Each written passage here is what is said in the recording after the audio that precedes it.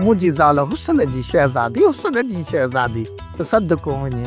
ऐं अभी हिकिड़ी ॻाल्हि ॿुधायां, मां मौलवी साहब खे दाह ॾेई छॾी आहे। इहो लकुण सुक अथई सफ़ा अधीको अथई।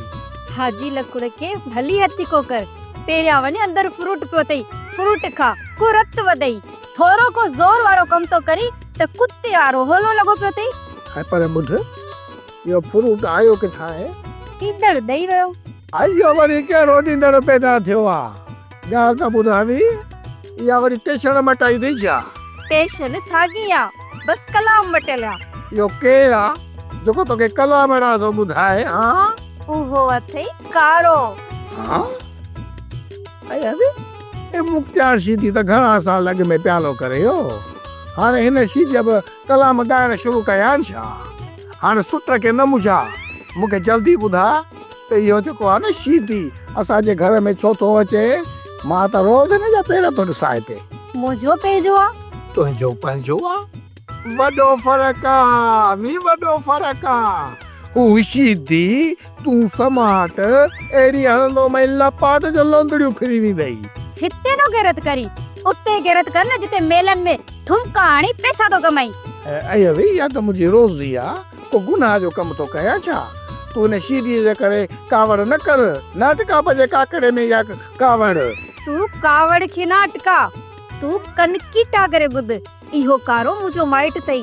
कारो है तुंहिंजो माइट, कॾहिं बि कोन थो थी सघे तो।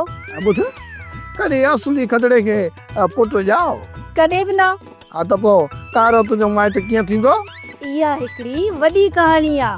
दुख जी न पुॼाणी आहे, हर शख्स कहाणी आहे। त पोइ कारे वारी कहानी ॿुध। कारे जा माइट मर्दन ऐं माइन समेत ज़मीन मां कोयलो ॻोल्हींदा हुआ। इहे कारे वारा कोयले जी खाण में पैदा थियल अथई, तॾहिं कारा आहिनि चरिया। हथ जी थी हणी इहा ॻाल्हि सची आहे? हा, सोराना ॻाल्हि सची आ। हा ॿुध, जेकॾहिं इहो शीदी तुंहिंजो माइट आहे, भला हुनजे वॾे सां तुंहिंजो कहिड़ो रिश्तो आहे?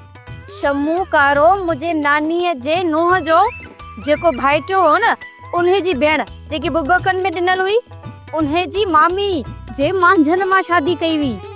उन्हे माई जो जेको ॾेर आहे न, उन्हे जो पुट आहे न, उहे सभु कोयले जी खाण में कम कंदा हुआ। इहो कारो भी उते पैदा थियो अथई।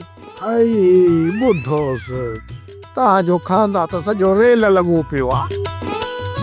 सोप सीरियल जहिड़ियूं ज़ालूं तहिड़ा मुड़स तमाम एपिसोड्स ॾिसो HD क्वालिटीअ में। विजिट करियो असांजो YouTube channel Sindh TV HD drama. Subscribe कयो असांजो official YouTube channel Sindh TV HD drama ऐं वधीक अपडेट लाइ बेल आइकन खे क्लिक करियो।